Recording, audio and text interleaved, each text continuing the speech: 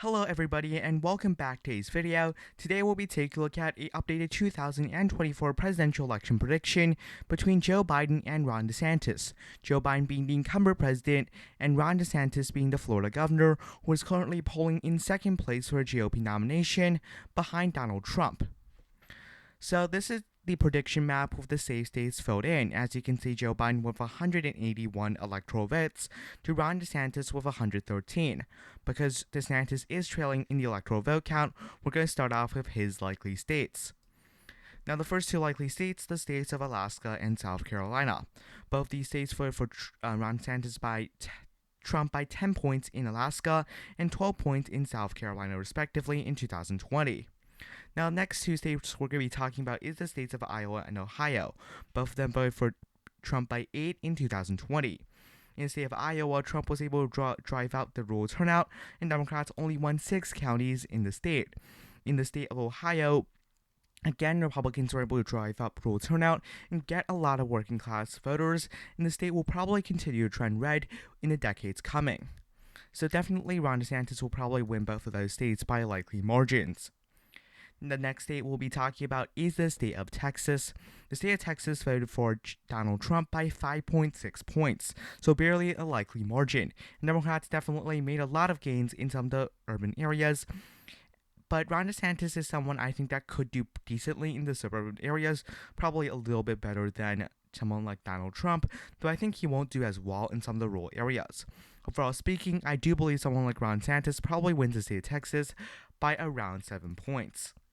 The next state will be the state of Florida, which Ron DeSantis is the governor in that state. Ron DeSantis won re-election by 17 points in the state of Florida, and Trump only won the state by 3 points. Nevertheless, that 3-point margin is actually quite impressive because this race is typically within 2 points for either party. This state, however, has trended to the Republican Party by a significant margin over the past around decade. So, definitely, I do believe Ron DeSantis will win, especially considering he won the state by 17 points in the governor's race. Now, going to Joe Biden's likely states here. I do have the states of Colorado and New Mexico, as well as Virginia in the likely Democratic column. Obviously, all three of these states will go to the Democratic Party. The state of New Mexico and the state of Virginia voted for Biden by between 10 and 11 points, while Colorado voted for Joe Biden by 13.5 points. Overall speaking, these states are definitely going to vote for Joe Biden. Now, Maine's at-large vote will probably also vote for Joe Biden. Biden won the state by 9 points in 2020. Now, we're just going to get Maine's 2nd district out of the way. I do believe that someone like Ron DeSantis probably wins the district by around 6, just slightly under the margin for Donald Trump, because this district is a more rural district. Now, the final likely state for both parties will be the state of Minnesota, which I'll give to Joe Biden. Biden won the state by around 7 points in 2020 by doing very, very well in the Minneapolis region, which ultimately trended blue by quite a substantial margin. The Minneapolis region makes up nearly half of the state's population, so definitely a very influential region of the state. Also, if you look at some of the rural areas in the state, they aren't as red as some of the other more competitive states. For example, in a state like Georgia, the rural areas are like 75% Republican. In the state of Minnesota, they're around 65%, which means Republicans really need to improve in the rural areas to have much of a chance of actually winning in the state of Minnesota. Now let's just go state by state with the final Tossup States, because these are going to be the states that decide the presidential election. Let's start off with the state of Nevada. Nevada is a state where Republicans are probably actually making minor improvements. For example, in 2020, the state actually trended to the Republican Party by just around 0.01%, which is a very small margin. Nonetheless, the state did trend to the Republican Party. And if we look at, just generally speaking, the popular vote, Joe Biden won the popular vote by 4.5 points, more than double of Hillary Clinton's margin. So the state is trending to the Republican Party, especially around the Clark County region. But I think Democrats still have a very decent shot in the state because they're also improving in some of the Reno County region. I think Ron DeSantis is someone who's probably going to be more well-liked in the state of Nevada, though. So I do believe the state will ultimately go to Ron DeSantis by around a tilt margin. Now to the state of Arizona. The state of Arizona will probably be pretty much the opposite of the state of Nevada. The state has trended blue by quite a substantial margin, as these two counties make up about 75 to 80% of the state's population, Maricopa and Pima, and both of those counties trended to the Democratic Party by 5 points in 2020. And I think overall speaking, Ron DeSantis is someone who could do pretty well with the moderate voters, but I think at the end of the day, never Trumpers don't make up that substantial amount of the electorate. And at the end of the day, I just don't see Republicans actually winning the state of Arizona, given many of the trends. So I'm going to put the state in the tilt Democratic column. Now, next state will be the state of Georgia. Again, pretty similar to the state of Arizona. Georgia voted for Trump by 5 in 2016 before flipping to the Democratic Party in 2020.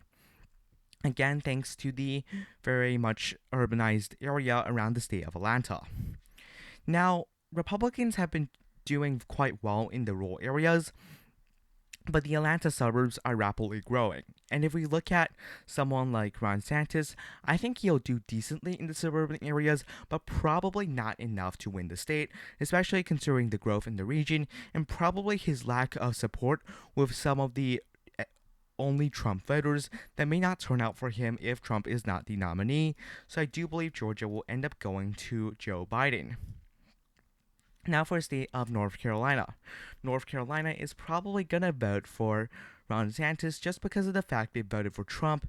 And really, I just don't think Joe Biden's going to end up improving in any of the states that he ended up losing by a small margin, because of the fact that really I don't think he has actually gained a lot of support.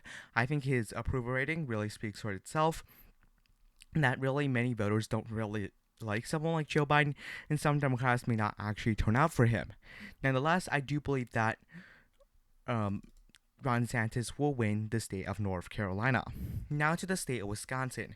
Wisconsin is a very interesting one. This state definitely is trending to the Republican Party. We see many of these rural areas around Ron Kind's district trending to the Republican Party. Though Democrats were able to do very well in some of the wild counties and some of the liberal counties, I think this trend just won't hold. I think Ron DeSantis won't do as well in some of the rural areas, but the rural areas in the state of Wisconsin really are very conservative. They're only like around 62% to the Republican Party. So I think his ability to overperform in some of these wild counties may end up helping him win the state, and therefore I do believe that Ron DeSantis will probably win the state of Wisconsin.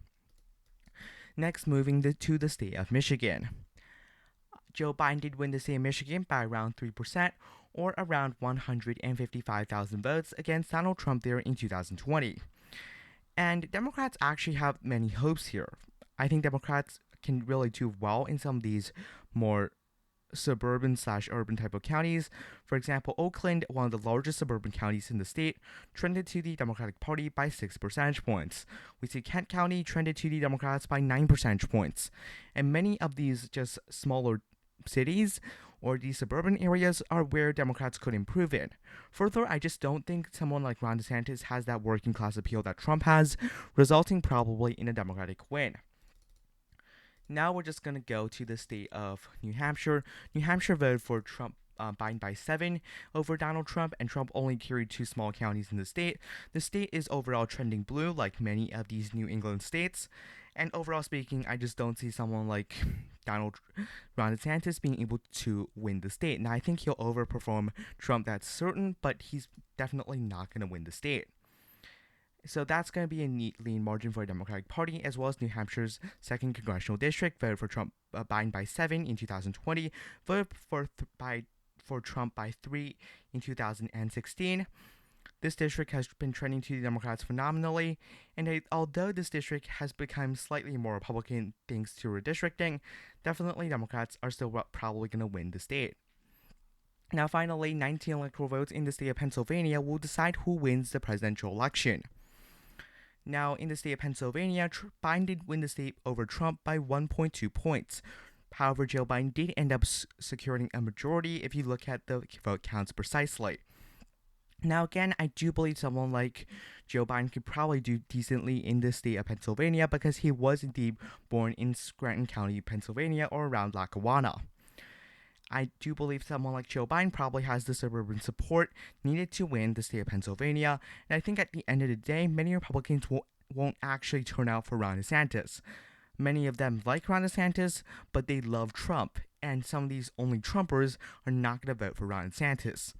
And I do believe at the end of the day, Joe Biden will win the presidency, along with this prediction, with 287 electoral votes to Ron DeSantis at 251. Thank you for watching. Have a nice day. Goodbye.